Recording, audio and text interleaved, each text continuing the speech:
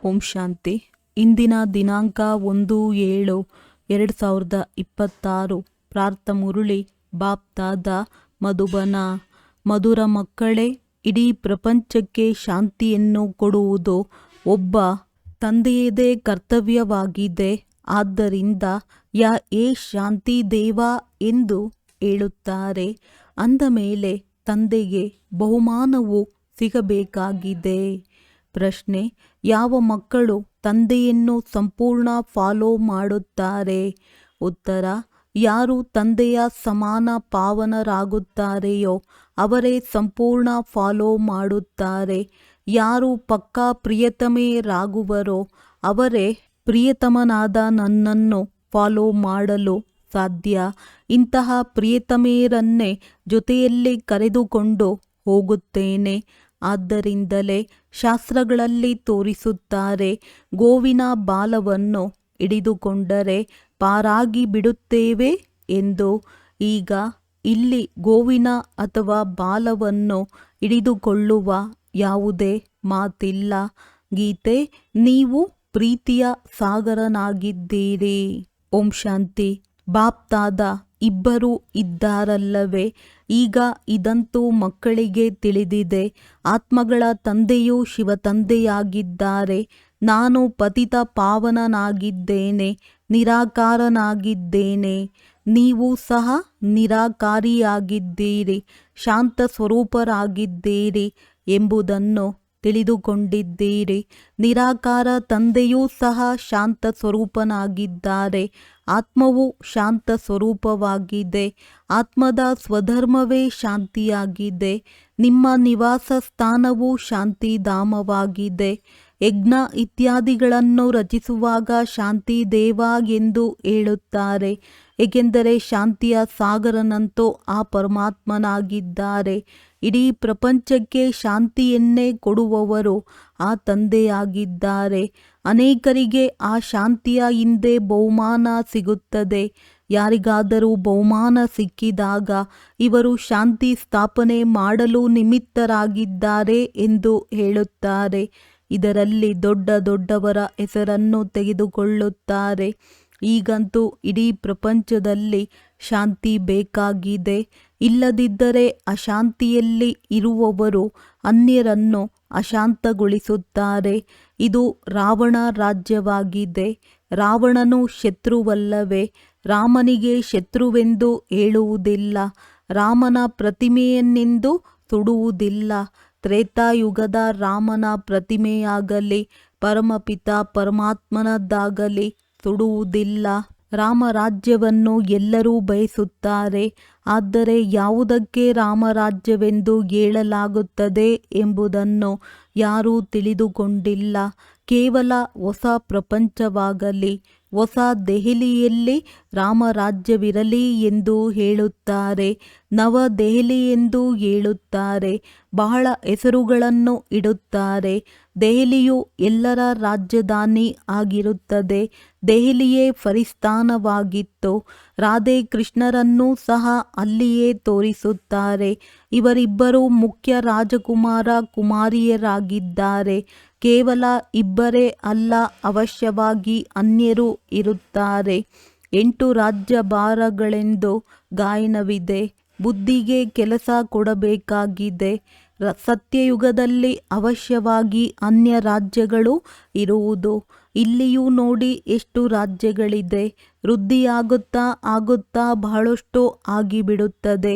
ಇಂತಿಂತಹ ಪ್ರಾಂತ್ಯದ ಮಹಾರಾಜ ಎಂದು ಹೇಳುತ್ತಾರೆ. ಚಿಕ್ಕ ಚಿಕ್ಕ ಪ್ರಾಂತ್ಯಗಳು ಬಹಳಷ್ಟು ಇವೆಯಲ್ಲವೇ?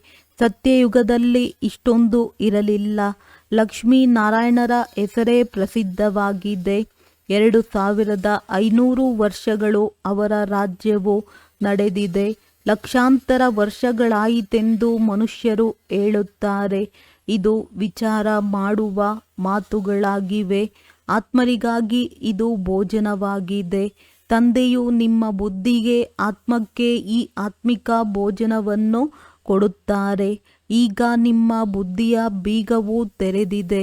ನಾವು ರಚಯಿತ ಮತ್ತು ರಚನೆಯನ್ನು ತಿಳಿದುಕೊಂಡಿಲ್ಲವೆಂದು ಋಷಿಮುನಿ ಮೊದಲಾದವರೆಲ್ಲರೂ ಹೇಳುತ್ತಿದ್ದರು. ಈಗ ನೀವು ಮಕ್ಕಳು ಆ ರೀತಿ ಹೇಳುವುದಿಲ್ಲ. ನೀವಂತೂ ರಚಯಿತ ಮತ್ತು ರಚನೆಯ ಆದಿ ಮಧ್ಯ ಅಂತ್ಯವನ್ನು ತಿಳಿದುಕೊಂಡಿದ್ದೀರಿ. ನೀವು ತಮ್ಮ 84 ಜನ್ಮಗಳ ಚಕ್ರವನ್ನು ಅರಿತುಕೊಂಡಿದ್ದೀರಿ. ಆದಿಯಲ್ಲಿ ನೀವು ದೇವಿ ದೇವತೆಗಳಾಗಿದ್ದೀರಿ. ನಂತರ ಮಧ್ಯದಲ್ಲಿ ರಾವಣನ ಪ್ರವೇಶತೆಯಾಗುವ ಕಾರಣ ವಿಕಾರಿಗಳಾಗಿ ಬಿಟ್ಟಿದ್ದೀರಿ. ಈಗ ಅಂತ್ಯವಾಗಿದೆ. ನೀವು ತಿಳಿದುಕೊಂಡಿದ್ದೀರಿ. ಈಗ ಹಳೆಯ ಪ್ರಪಂಚದ ವಿನಾಶವಾಗಿ ನಂತರ ಆದಿಯಾಗುವುದು. ಆದಿಯಲ್ಲಿ ರಾಮರಾಜ್ಯವಿರುವುದು. ಮಧ್ಯದಿಂದ ರಾವಣ ರಾಜ್ಯವು ಆರಂಭವಾಗುತ್ತದೆ. ಈಗ ರಾವಣ ರಾಜ್ಯವು ಮುಕ್ತಾಯವಾಗಿ ಪುನಃ ರಾಮರಾಜ್ಯವು ಆರಂಭವಾಗುವುದು. ನರನಿಂದ ನಾರಾಯಣರಾಗಬೇಕಲ್ಲವೇ? ಇದು ಸತ್ಯನಾರಾಯಣನ ಕಥೆಯಾಗಿದೆ. ನೀವು ತಿಳಿದುಕೊಂಡಿದ್ದೀರಿ. ಸರ್ವಶಾಸ್ತ್ರಮಯಿ ಶಿರೋಮಣಿ ಶ್ರೀಮದ್ ಭಗವದ್ಗೀತೆ ಆಗಿದೆ. ಶ್ರೇಷ್ಠರಾಗುವುದಕ್ಕಾಗಿ ಶ್ರೀಮತ ಸಿಗುತ್ತದೆ. ಶ್ರೀ ಎಂದು ಶ್ರೇಷ್ಠರಿಗೆ ಹೇಳುತ್ತಾರೆ. ಒಂದು ಗೀತಶಾಸ್ತ್ರವನ್ನೇ ದೇವಿ ದೇವತಾ ಧರ್ಮದ ಶಾಸ್ತ್ರವೆಂದು ಹೇಳಲಾಗುತ್ತದೆ. ಇದರಿಂದ ಸಂಗಮದಲ್ಲಿ ದೇವತಾ ಧರ್ಮದ ಸ್ಥಾಪನೆಯಾಗುತ್ತದೆ. ಪಾವನರನ್ನಾಗಿ ಮಾಡಲು ಸತ್ಯಯುಗದಲ್ಲಿ ಯಾರೂ ಪತಿತರೇ ಇರುವುದಿಲ್ಲ. ಈಗ ನಿಮಗೆ ತಂದೆಯು ತಿಳಿಸುತ್ತಾರೆ, ಗೀತೆಗೆ ಪತಿತ ಪಾವನಿ ಎಂದು ಹೇಳಲು ಸಾಧ್ಯವಿಲ್ಲ. ಗೀತೆಯ ಮೂಲಕ ಪಾವನರಾಗುವುದಿಲ್ಲ. ಗೀತೆಯ ಭಗವಂತನಿಗೆ ಪತಿತ ಪಾವನನೆಂದು ಹೇಳುತ್ತಾರೆ.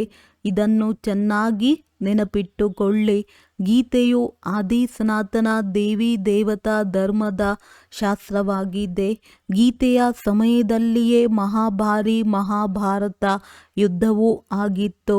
ಇದರಿಂದ ಅನೇಕ ಧರ್ಮಗಳ ವಿನಾಶ ಮತ್ತು ಒಂದು ಧರ್ಮದ ಸ್ಥಾಪನೆಯಾಯಿತು. ಗೀತೆಗೆ ದೇವಿ ದೇವತಾ ಧರ್ಮದ ಶಾಸ್ತ್ರವೆಂದು ಹೇಳುತ್ತಾರೆ. ಬ್ರಾಹ್ಮಣರ ಶಾಸ್ತ್ರವೆಂದು ಹೇಳುವುದಿಲ್ಲ. ಬ್ರಾಹ್ಮಣರ ಹೆಸರು ಗೀತೆಯಲ್ಲಿ ಇಲ್ಲವೇ ಇಲ್ಲ. ಪರಮಪಿತ ಪರಮಾತ್ಮನೇ ಬಂದು ಬ್ರಹ್ಮರವರ ಮೂಲಕ ಇವೆಲ್ಲ ವೇದ ಶಾಸ್ತ್ರಗಳ ಸಾರವನ್ನು ತಿಳಿಸುತ್ತಾರೆ. ನೀವು ತಿಳಿದುಕೊಳ್ಳುತ್ತೀರಿ, ಸತ್ಯಯುಗದಲ್ಲಿ ಬ್ರಾಹ್ಮಣರಿರುವುದಿಲ್ಲ. ಅಲ್ಲಿ ಲಕ್ಷ್ಮೀನಾರಾಯಣರು ದೇವತೆಗಳಿರುತ್ತಾರೆ. ಬ್ರಹ್ಮನ ನಂತರ ವಿಷ್ಣು ಚಿತ್ರಗಳಲ್ಲಿಯೂ ಸಹ ಬ್ರಹ್ಮನ ಮೂಲಕ ವಿಷ್ಣುಪುರಿಯ ಸ್ಥಾಪನೆ ಎಂದು ತೋರಿಸಿದ್ದಾರೆ. ಬ್ರಹ್ಮ ಮತ್ತು ವಿಷ್ಣು ಒಟ್ಟಿಗೆ ಇರುವುದಿಲ್ಲ. ಬ್ರಹ್ಮನ ಮೂಲಕ ದೇವತಾ ಧರ್ಮದ ಸ್ಥಾಪನೆಯಾಗುವುದು. ಇವು ವಿವರವಾಗಿ ತಿಳಿದುಕೊಳ್ಳುವ ಮಾತುಗಳಾಗಿವೆ. ಈಗ ನೀವು ಮಕ್ಕಳು ಶಿವತಂದೆಯಿಂದ ಸ್ವರ್ಗದ ಆಸ್ತಿಯನ್ನು ತೆಗೆದುಕೊಳ್ಳುತ್ತೀರಿ. ಹಕ್ಕುದಾರರಲ್ಲವೇ? 4 ಮುಖ್ಯ ಧರ್ಮಶಾಸ್ತ್ರಗಳಿವೆ. ಶ್ರೀಮದ್ ಭಗವದ್ಗೀತೆಯು ನಂಬರ್ 1 ಶಾಸ್ತ್ರವಾಗಿದೆ. ಇದರಿಂದ ನಂಬರ್ 1 ಧರ್ಮವು ಸ್ಥಾಪನೆ ಆಗುತ್ತದೆ. ನಂತರ ಇಸ್ಲಾಮಿ ಬೌದ್ಧರು ಬರುತ್ತಾರೆ. ಒಂದು ಗೀತೆಯಲ್ಲಿಯೇ ಶ್ರೀಮದ್ ಭಗವದ್ಗೀತೆ ಎಂದು ಬರೆಯಲ್ಪಟ್ಟಿದೆ. ಮತ್ಯಾವುದೇ ಶಾಸ್ತ್ರದಲ್ಲಿ ಶ್ರೀಮತವಿಲ್ಲ. ಇಸ್ಲಾಮಿಗಳ ಶ್ರೀಮತ ಬೌದ್ಧರ ಶ್ರೀಮತವೆಂದು ಗಾಯನ ಆಗುವುದಿಲ್ಲ. ಶ್ರೀಮದ್ ಭಗವದ್ಗೀತೆಯು ಒಂದೇ ಆಗಿದೆ. ಅದರಿಂದ ಯಾವ ಧರ್ಮದ ಸ್ಥಾಪನೆ ಮಾಡಿದರೂ ಆದಿ ಸನಾತನ ದೇವಿ ದೇವತಾ ಧರ್ಮದ ಸ್ಥಾಪನೆಯಾಯಿತು ಮತ್ತು ಅಂತ್ಯದಲ್ಲಿಯೇ ಸ್ಥಾಪನೆಯಾಗುತ್ತದೆ. ಇವು ತಿಳಿದುಕೊಳ್ಳುವ ಮಾತುಗಳಾಗಿವೆ. ಈಗ ತಂದೆಯು ನಮಗೆ ಶಿಕ್ಷಕನ ರೂಪದಲ್ಲಿ ಓದಿಸುತ್ತಾರೆ. ಇದು ಬುದ್ಧಿಯಲ್ಲಿ ಇರಬೇಕಾಗಿದೆ. ಇವರು ನಮ್ಮ ತಂದೆಯೂ ಆಗಿದ್ದಾರೆ, ಶಿಕ್ಷಕನೂ ಆಗಿದ್ದಾರೆ. ತಂದೆಯು ವಿದ್ಯೆಯಿಂದ ಸರ್ವರ ಸದ್ಗತಿ ಮಾಡುತ್ತಾರೆ. ಆದ್ದರಿಂದ ಸದ್ಗುರುವೂ ಆದರು. ತಂದೆಯನ್ನು ಎಲ್ಲರೂ ನೆನಪು ಮಾಡುತ್ತಾರೆ. ಆದರೆ ಗೀತೆಯಲ್ಲಿ ಕೃಷ್ಣನ ಹೆಸರನ್ನು ಹಾಕಿದ್ದಾರೆ. ಕೃಷ್ಣನಂತೂ ಜ್ಞಾನಸಾಗರನಲ್ಲ. ಕೃಷ್ಣನನ್ನು ಸಹ ಜ್ಞಾನಸಾಗರ ತಂದೆಯೇ ಈ ರೀತಿ ಮಾಡಿದ್ದಾರೆ. ಅಂದ ಮೇಲೆ ತಂದೆಯು ಶಿಕ್ಷಕನೂ ಆಗಿದ್ದಾರೆ. ಇಲ್ಲಿ ನೀವು ಹೊಸ ಮಾತುಗಳನ್ನು ಕೇಳುತ್ತೀರಿ. ಶಾಸ್ತ್ರ ಇತ್ಯಾದಿಗಳನ್ನು ಬಹಳ ಕೇಳುತ್ತಾ ಓದುತ್ತಾ ಬಂದಿದ್ದೀರಿ. ನೀವೀಗ ತಂದೆಯ ಮೂಲಕ ಡೈರೆಕ್ಟ್ ಕೇಳುತ್ತೀರಿ. ಮೊದಲು ಶರೀರಧಾರಿ ಮನುಷ್ಯರ ಮೂಲಕ ಕೇಳುತ್ತಿದ್ದೀರಿ. ನೀವೀಗ ತಿಳಿದುಕೊಂಡಿದ್ದೀರಿ, ನಾವಾತ್ಮರು ಮೂಲತಃ ಅಶರೀರಿಯಾಗಿದ್ದೆವು, ನಂತರ ಈ ಶರೀರ ಧಾರಣೆ ಮಾಡಿದ್ದೇವೆ. ತಂದೆಯು ಅಶರೀರಿಯಾಗಿದ್ದಾರೆ, ಶಿವಲಿಂಗವನ್ನು ಮಾಡುತ್ತಾರಲ್ಲವೇ? ಆತ್ಮವು ಶರೀರದ ಮೂಲಕ ಅವರನ್ನು ಪೂಜಿಸುತ್ತದೆ. ಏ ಪರಮಪಿತ ಪರಮಾತ್ಮ ಬಂದು ನಾವು ಪತಿತರನ್ನು ಪಾವನ ಮಾಡಿ ಎಂದು ಕರೆಯುತ್ತಾರೆ, ಲಿಂಗದ ಪೂಜೆ ಮಾಡುತ್ತಾರೆ. ಆದರೆ ಇವರು ಪತಿತ ಪಾವನ ತಂದೆಯಾಗಿದ್ದಾರೆ, ಇವರನ್ನೇ ನಾವು ಕರೆಯುತ್ತೇವೆ ಎಂಬುದನ್ನು ತಿಳಿದುಕೊಂಡಿಲ್ಲ. ಶಿವ ಭಗವಂತನಾಗಿದ್ದಾರೆ, ಈಶ್ವರನಾಗಿದ್ದಾರೆ. ಕೇವಲ ಇದೇ ರೀತಿ ನೆನಪು ಮಾಡುತ್ತಾರೆ. ಅವರಿಗೆ ತಂದೆ ಎಂದು ಹೇಳಿದಾಗಲೇ ಆ ತಂದೆಯಿಂದ ಆಸ್ತಿಯು ಸಿಗಬೇಕು ಎಂಬುದು ಬುದ್ಧಿಯಲ್ಲಿ ಬರುವುದು. ನಮಗೆ ಆಸ್ತಿಯೂ ಸಿಕ್ಕಿದೆ, ಆದ್ದರಿಂದಲೇ ನಾವು ಪೂಜಿಸುತ್ತೇವೆ. ಭಾರತವಾಸಿಗಳಿಗೆ ಅವಶ್ಯವಾಗಿ ಆಸ್ತಿಯೂ ಸಿಕ್ಕಿದೆ, ಆದರೆ ಯಾವಾಗ ಸಿಕ್ಕಿತು ಎಂಬುದನ್ನು ಮರೆತು ಹೋಗಿದ್ದಾರೆ. ಈಗ ನೀವು ಮಕ್ಕಳು ತಿಳಿದುಕೊಂಡಿದ್ದೀರಿ, ನಾವು ತಂದೆಯ ಬಳಿ ಬಂದಿದ್ದೇವೆ. ಶಿವ ತಂದೆಯು ಬ್ರಹ್ಮರವರ ತನುವಿನಲ್ಲಿ ಬಂದು ತಿಳಿಸುತ್ತಾರೆಂದು ಮಕ್ಕಳು ಹೇಳುತ್ತಾರೆ. ತ್ರಿಮೂರ್ತಿಯ ಹೆಸರು ಪ್ರಸಿದ್ಧವಾಗಿದೆ, ತ್ರಿಮೂರ್ತಿ ಮಾರ್ಗ ಎಂಬ ಹೆಸರನ್ನು ಇಟ್ಟಿದ್ದಾರೆ. ತಂದೆಯ ಮಹಿಮೆಯೂ ಬಹಳಷ್ಟಿದೆ. ಗೀತೆಯಲ್ಲಿಯೂ ಕೇಳಿದ್ದೀರಿ, ಅವರು ಪ್ರೀತಿಯ ಸಾಗರನಾಗಿದ್ದಾರೆ, ಸರ್ವರ ಸದ್ಗತಿದಾತನಾಗಿದ್ದಾರೆ, ಸರ್ವರಿಗೆ ಸುಖ ಶಾಂತಿಯನ್ನು ಕೊಡುವವರು, ಸರ್ವರ ದುಃಖಹರ್ತ ಸುಖಕರ್ತನಾಗಿದ್ದಾರೆ. ಬಹಳ ಪ್ರಿಯರಲ್ಲವೇ? ಅವರಂತಹ ಪ್ರಿಯವಾದವರು ಮತ್ಯಾರೂ ಇಲ್ಲ. ಯಾವ ತಂದೆಯು ಸ್ವರ್ಗದ ಮಾಲೀಕರನ್ನಾಗಿ ಮಾಡಿದ್ದರೋ ಅವರು ಅವಶ್ಯವಾಗಿ ಪ್ರಿಯರಾಗಿರುವರಲ್ಲವೇ? ಅವರು ಬೇಹದ್ದಿನ ತಂದೆಯಾಗಿದ್ದಾರೆ. ತಂದೆಯೂ ತಿಳಿಸುತ್ತಾರೆ, ಮಕ್ಕಳೇ, ನನ್ನಿಂದ ಸ್ವರ್ಗದ ರಾಜ್ಯಭಾಗ್ಯ ಸಿಗುತ್ತದೆ ಎಲ್ಲವೇ? ನೀವಾತ್ಮರು ಸಹೋದರರಾಗಿದ್ದೀರಿ. ಈಗ ತಂದೆಯ ಮೂಲಕ ಕೇಳುತ್ತಿದ್ದೀರಿ, ಬಾಬಾ ಬಂದು ನಮ್ಮನ್ನು ಪಾವನ ಮಾಡಿ ಎಂದು. ಎಲ್ಲ ಆತ್ಮರು ತಂದೆಯನ್ನು ನೆನಪು ಮಾಡುತ್ತಾರೆ. ತಂದೆಯು ಪಾವನರನ್ನಾಗಿ ಮಾಡಲು ಬಂದಿದ್ದಾರೆಂದು ಈಗ ಆತ್ಮವು ಹೇಳುತ್ತದೆ. ತಂದೆಯು ತಿಳಿಸುತ್ತಾರೆ, ಮಕ್ಕಳೇ, 5000 ವರ್ಷಗಳ ಮೊದಲು ನಿಮ್ಮನ್ನು ಪಾವನರನ್ನಾಗಿ ಮಾಡಲು ಬಂದಿದ್ದೆನು. ಈಗ ತಂದೆಯಾದ ನನ್ನನ್ನು ನೆನಪು ಮಾಡಿದರೆ ನಿಮ್ಮ ವಿಕರ್ಮಗಳು ವಿನಾಶವಾಗುತ್ತವೆ ಮತ್ತು ನಿಮ್ಮ ಎಲ್ಲ ದುಃಖಗಳು ದೂರವಾಗುತ್ತವೆ. ಏ ಪತಿತ ಪಾವನ ಬನ್ನಿ ಎಂದು ಕರೆಯುತ್ತಾರೆ, ಅಥವಾ ಪತಿತ ಪಾವನ ಸೀತಾರಾಮ ಎಂದು ಕೂಗುತ್ತಿರುತ್ತಾರೆ. ಅಂದ ಮೇಲೆ ಸ್ವಯಂ ಪತಿತರಾದರಲ್ಲವೇ? ಇದು ನರಕವಾಗಿದೆ, ಇದಕ್ಕೆ ರೌರವ ನರಕವೆಂದು ಹೇಳಲಾಗುತ್ತದೆ. ಗರುಡ ಪುರಾಣದಲ್ಲಿ ಭಯಂಕರ ಮಾತುಗಳನ್ನು ಬರೆದು ಬಿಟ್ಟಿದ್ದಾರೆ. ಇದನ್ನು ಮಾಡಿದರೆ ಈ ರೀತಿಯಾಗುವಿರಿ, ಇದಾಗುವುದು ಎಂದು. ಗೋವಿನ ಬಾಲವನ್ನು ಹಿಡಿದುಕೊಂಡರೆ ಸ್ವರ್ಗದಲ್ಲಿ ಹೊರಟು ಹೋಗುವರೆಂದು ತಿಳಿದುಕೊಳ್ಳುತ್ತಾರೆ. ಹೀಗೆ ಕೆಲವೊಂದು ಮಾತುಗಳು ಬರೆಯಲ್ಪಟ್ಟಿದೆ. ವಾಸ್ತವದಲ್ಲಿ ಪ್ರಾಣಿಗಳ ಮಾತಿಲ್ಲ. ನೀವು ಮಾತೆಯರು ಗೋವುಗಳಾಗಿದ್ದೀರಲ್ಲವೇ? ಎಲ್ಲಿಯವರೆಗೆ ನಿಮ್ಮ ಬಾಲ ಅಥವಾ ನಿಮ್ಮ ಬೆನ್ನು ಹಿಡಿಯುವುದಿಲ್ಲವೋ ಅಲ್ಲಿಯವರೆಗೆ ಯಾರಿಗೂ ಮಾರ್ಗವು ಸಿಗಲು ಸಾಧ್ಯವಿಲ್ಲ. ಬಾಲವಂತೂ ಇಲ್ಲ, ನಿಮ್ಮ ಬಾಲ ಹಿಡಿದುಕೊಂಡು ಪಾರಾಗುತ್ತೇವೆ ಎಂದು ಹೇಳುತ್ತಾರೆ. ಈಗ ಇಲ್ಲಿ ಬಾಲವನ್ನಂತೂ ಹಿಡಿಯಬೇಕಾಗಿಲ್ಲ, ಆದರೆ ಫಾಲೋ ಮಾಡಬೇಕಾಗಿದೆ. ಸನ್ಯಾಸಿಗಳ ಅನುಯಾಯಿಗಳಂತೂ ಅನೇಕರಿದ್ದಾರೆ, ಆದರೆ ಫಾಲೋ ಮಾಡುವುದು ಅಂದರೆ ಪವಿತ್ರರಾಗುವುದು. ನೀವು ಸತ್ಯವಾದ ಅನುಯಾಯಿಗಳಾಗಿದ್ದೀರಿ. ಶಿವ ತಂದೆಯು ತಿಳಿಸುತ್ತಾರೆ, ನಾನು ನಿಮ್ಮೆಲ್ಲರನ್ನು ಹಿಂತಿರುಗಿ ಕರೆದುಕೊಂಡು ಹೋಗಲು ಬಂದಿದ್ದೇನೆ. ನೀವು ನನ್ನನ್ನು ನೆನಪು ಮಾಡಿರಿ, ಆಗ ನಿಮ್ಮ ಪಾಪಗಳು ಭಸ್ಮವಾಗುತ್ತವೆ. ಪಾವನರಾಗದೆ ಫಾಲೋ ಮಾಡಲು ಸಾಧ್ಯವಿಲ್ಲ. ಶಿವ ತಂದೆಯನ್ನು ಪೂರ್ಣ ಫಾಲೋ ಮಾಡಬೇಕಾಗಿದೆ. ಫಾಲೋ ಮಾಡುವುದಕ್ಕಾಗಿಯೇ ನೀವಿಲ್ಲಿ ಕುಳಿತಿದ್ದೀರಿ. ಭಕ್ತಿ ಮಾರ್ಗದಲ್ಲಿಯೂ ನೀವು ನನ್ನನ್ನು ನೆನಪು ಮಾಡುತ್ತಾ ಬಂದಿದ್ದೀರಿ. ನಿಮಗೆ ತಿಳಿದಿದೆ, ಪರಮಾತ್ಮ ಪ್ರಿಯತಮನಾಗಿದ್ದಾರೆ. ಆತ್ಮರು ಪ್ರಿಯತಮೆಯರಾಗಿದ್ದೀರಿ. ಆತ್ಮರು ಅವರನ್ನು ನೆನಪು ಮಾಡುತ್ತಾರೆ ಮತ್ತು ಅವರು ಕರೆದುಕೊಂಡು ಹೋಗಲು ಬಂದಿದ್ದಾರೆ. ನನ್ನನ್ನು ಫಾಲೋ ಮಾಡಿದರೆ ನಿಮ್ಮನ್ನು ಜೊತೆ ಕರೆದುಕೊಂಡು ಹೋಗುತ್ತೇನೆ. ಹೇಗೆ ಫಾಲೋ ಮಾಡುವುದು ಎಂಬುದನ್ನು ಸಹ ತಿಳಿಸುತ್ತಾರೆ. ನಾನು ಪಾವನನಾಗಿದ್ದೇನೆ, ನೀವು ಪತಿತರಾಗಿದ್ದೀರಿ. ಆದ್ದರಿಂದ ಅವಶ್ಯವಾಗಿ ಪಾವನರಾಗಬೇಕಾಗಿದೆ, ಫಾಲೋ ಮಾಡಬೇಕಾಗಿದೆ. ವಿಕಾರಿಗಳಂತೂ ಫಾಲೋ ಮಾಡಲು ಸಾಧ್ಯವಿಲ್ಲ. ಫಾಲೋ ಮಾಡುವುದಕ್ಕಾಗಿ ನನ್ನ ಸಮಾನ ಪವಿತ್ರರಾಗಿ ನಾನು ಪತಿತರನ್ನು ನನ್ನ ಜೊತೆ ಶಾಂತಿಧಾಮಕ್ಕೆ ಕರೆದುಕೊಂಡು ಹೋಗುತ್ತೇನೆಯೇ? ಇಷ್ಟೆಲ್ಲ ಮನುಷ್ಯರು ಭಕ್ತಿ, ತಪ, ದಾನ, ಪುಣ್ಯ ಇತ್ಯಾದಿಗಳನ್ನು ಮುಕ್ತಿಗಾಗಿ ಮಾಡುತ್ತಾರೆ, ಏಕೆಂದರೆ ಇಲ್ಲಿ ದುಃಖವಿದೆ. ಆದ್ದರಿಂದ ನಮ್ಮ ಮನೆಗೆ ಹಿಂತಿರುಗಿ ಹೋಗಬೇಕೆಂದು ಬಯಸುತ್ತಾರೆ. ಇದಕ್ಕಾಗಿ ತಂದೆಯು ಹೇಳುತ್ತಾರೆ, ಮಕ್ಕಳೇ, ಅವಶ್ಯವಾಗಿ ಪವಿತ್ರ ಆಗಬೇಕಾಗುವುದು. ನಾನು ಪಾವನನಾಗಿದ್ದೇನೆ, ಆದ್ದರಿಂದ ನಿಮ್ಮನ್ನು ಪಾವನರನ್ನಾಗಿ ಮಾಡುತ್ತೇನೆ. ಬ್ರಹ್ಮ ತನುವಿನಲ್ಲಿ ಬರುತ್ತೇನೆ, ರಚಯಿತನಾಗಿದ್ದೇನೆ. ನಾನು ಈ ಬ್ರಹ್ಮರವರ ತನುವಿನಲ್ಲಿ ಬರುತ್ತೇನೆ. ಬ್ರಹ್ಮ ಮೂಲಕ ತಂದೆಯು ದೇವಿ ದೇವತಾ ಧರ್ಮದ ಸ್ಥಾಪನೆ ಮಾಡುತ್ತಾರೆಂದು ತೋರಿಸುತ್ತಾರೆ. ನೀವು ಬಿಕೆ ಆಗಿದ್ದೀರಿ. ಶಿವ ತಂದೆಯನ್ನು ಫಾಲೋ ಮಾಡಬೇಕೆಂದು ನಿಮಗೆ ತಿಳಿದಿದೆ. ತಂದೆಯು ತಿಳಿಸುತ್ತಾರೆ, ನನ್ನನ್ನು ನೆನಪು ಮಾಡಿದ್ದೇ ಆದರೆ ಪಾವನ ಪ್ರಪಂಚದಲ್ಲಿ ಕರೆದುಕೊಂಡು ಹೋಗುತ್ತೇನೆಂದು ಪ್ರತಿಜ್ಞೆ ಮಾಡುತ್ತೇನೆ. ಮತ್ಯಾವುದೇ ಉಪಾಯವಿಲ್ಲ. ಪತಿತ ಪಾವನ ಎಂದು ಹೇಳುತ್ತಾರೆ.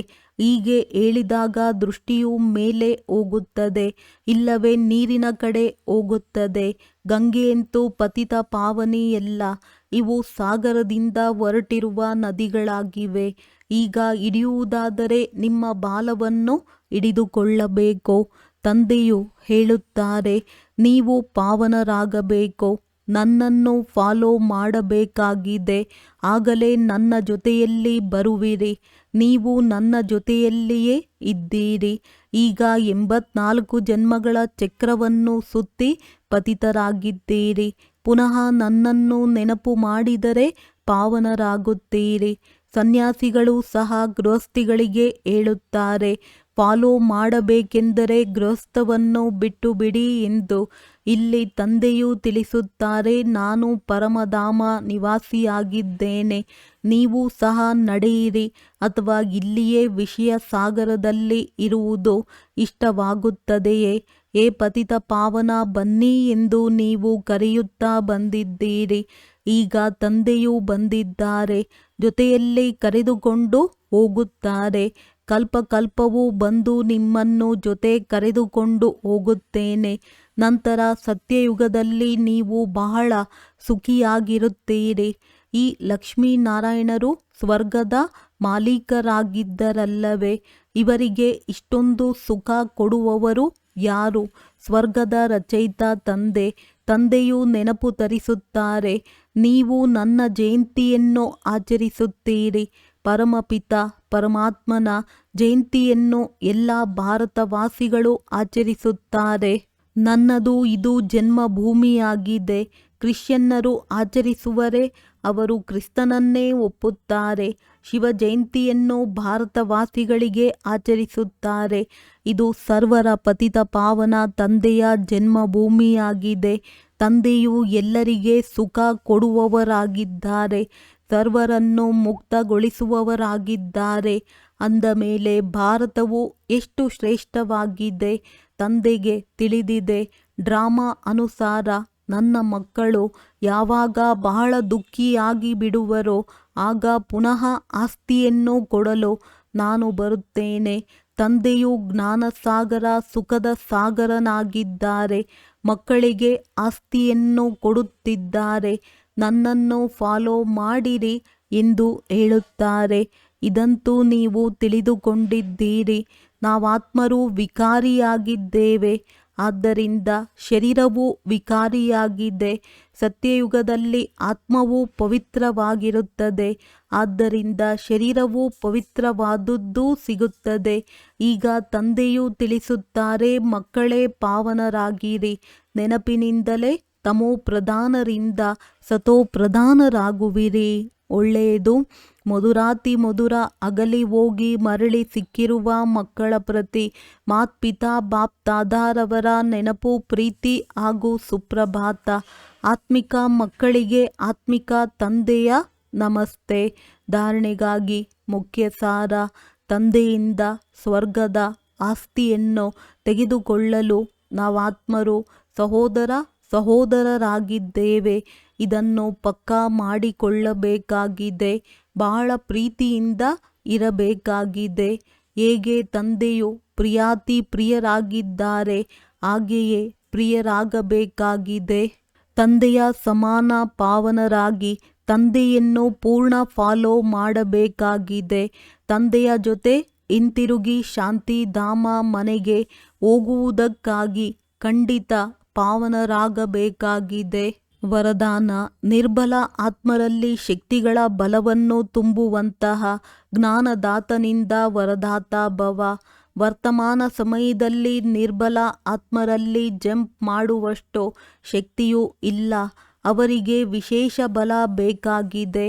ಅಂದಮೇಲೆ ತಾವು ವಿಶೇಷ ಆತ್ಮರು ತಮ್ಮಲ್ಲಿ ವಿಶೇಷ ಶಕ್ತಿಯನ್ನು ತುಂಬಿಕೊಳ್ಳುತ್ತಾ ಅವರನ್ನು ಜಂಪ್ ಮಾಡಿಸಬೇಕಾಗಿದೆ. ಇದಕ್ಕಾಗಿ ಜ್ಞಾನದಾತ ಆಗುವುದರ ಜೊತೆಗೆ ಶಕ್ತಿಗಳ ವರದಾತ ಆಗಿರಿ. ರಚಯಿತನ ಪ್ರಭಾವವು ರಚನೆಯ ಮೇಲೆ ಬೀರುತ್ತದೆ. ಆದ್ದರಿಂದ ತಮ್ಮ ರಚನೆಗೆ ತಾವು ವರದಾನಿ ಆಗಿರುತ್ತಾ ಸರ್ವಶಕ್ತಿಗಳ ವರದಾನವನ್ನು ಕೊಡಿ. ಈಗ ಇದೇ ಸೇವೆಯ ಅವಶ್ಯಕತೆ ಇದೆ. ಸ್ಲೋಗನ್. ಸಾಕ್ಷಿಯಾಗಿದ್ದು ಪ್ರತಿಯೊಂದು ಆಟವನ್ನು ನೋಡುತ್ತೀರೆಂದರೆ ಸುರಕ್ಷತೆಯಿಂದಲೂ ಇರುತ್ತೀರಿ ಹಾಗೂ ಅದರಲ್ಲಿ ಸ್ವಾರಸ್ಯವೂ ಬರುತ್ತದೆ. ಅವ್ಯಕ್ತ ಸೂಚನೆ. ಜ್ವಾಲಾ ಸ್ವರೂಪ ಸ್ಥಿತಿಯಲ್ಲಿರುತ್ತಾ ಶಕ್ತಿಶಾಲಿ ನೆನಪಿನ ಅನುಭವ ಮಾಡಿ. ನೀವು ಮಹಾನ್ ತಪಸ್ವಿ ಆತ್ಮರು. ಜ್ವಾಲಾ ರೂಪದ ಶಕ್ತಿಶಾಲಿ ನೆನಪಿನ ಮೂಲಕ ಪ್ರಾಪ್ತಿಯ ಕಿರಣಗಳ ಅನುಭೂತಿ ಮಾಡಿ ಮತ್ತು ಮಾಡಿಸಿ. ನಿಮ್ಮ ತಪಸ್ವಿ ಸ್ವರೂಪ ಅನ್ಯರಿಗೆ ಕೊಡುವ ಸ್ವರೂಪವಾಗಿದೆ. ಹೇಗೆ ಸೂರ್ಯ ವಿಶ್ವಕ್ಕೆ ಬೆಳಕು ಕೊಡುವ ಮತ್ತು ಅನೇಕ ವಿನಾಶಿ ಪ್ರಾಪ್ತಿಗಳ ಅನುಭೂತಿ ಮಾಡಿಸುತ್ತಾರೆ, ಹಾಗೆಯೇ ನೀವು ಸಹ ತಮ್ಮ ತಪಸ್ಸಿನ ಸ್ವರೂಪದ ಮೂಲಕ ಶಾಂತಿ ಮತ್ತು ಶಕ್ತಿಯ ಕಿರಣಗಳನ್ನು ಕೊಡುತ್ತೀರಿ. ಒಳ್ಳೆಯದು. ಓಂ ಶಾಂತಿ.